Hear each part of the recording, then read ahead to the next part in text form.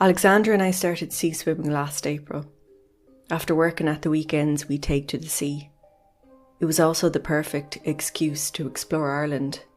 The two of us would get into my little yellow car and drive away to different beaches. A month ago we travelled to the west. A farmer who owned a field next to the beach let us pitch our tent there. He warned us not to go swimming in the sea once the full moon rose that night. When we asked him why, he told us the lunar tides could sweep even the best of swimmers away. That night, neither I nor Alexandra could resist the pull of the sea. The sea was cold as it always is. We swam for a little while, but the cold became too much for me and I wanted to leave. Alexandra told me she'd follow me in a minute. I went to the shore, wrapped myself in a blanket and poured tea from my flask.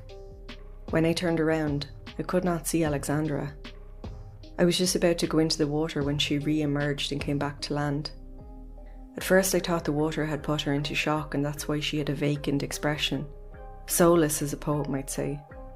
I made her drink tea and get into warm clothes before we went to the tent to sleep.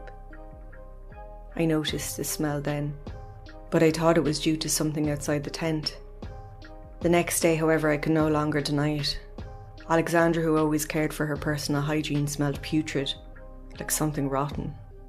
The ride home was a near silence, but I noticed how much she watched me, like I was a subject to study. This happened 1 month ago. In this month I've seen Alex twice. Each time she barely speaks. When I ask her questions, the answers are in monosyllables. And her eyes, they're cold and glaring. She looks at me as if trying to figure out how much I know. But the very worst thing is what might have happened to Keane. He shared the house with Alex. I told him my suspicions.